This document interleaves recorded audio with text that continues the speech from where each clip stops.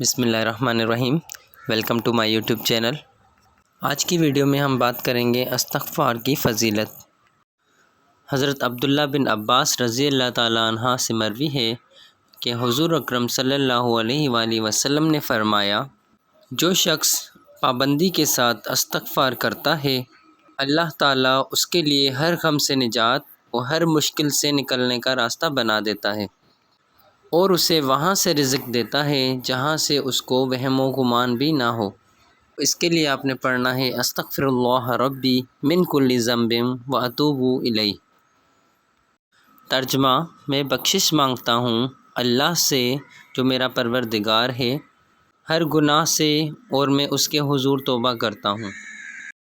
آپ نے روزانہ استغفر اللہ کی تسبیح 100 دفعہ پڑھنی ہے۔ اگر آپ کو ویڈیو اچھی لگی تو ویڈیو کو لائک اور چینل کو سبسکرائب ضرور کر دیجیے گا۔ پھر ملیں گے ایک اور ویڈیو کے ساتھ، تب تک کے لیے اللہ حافظ۔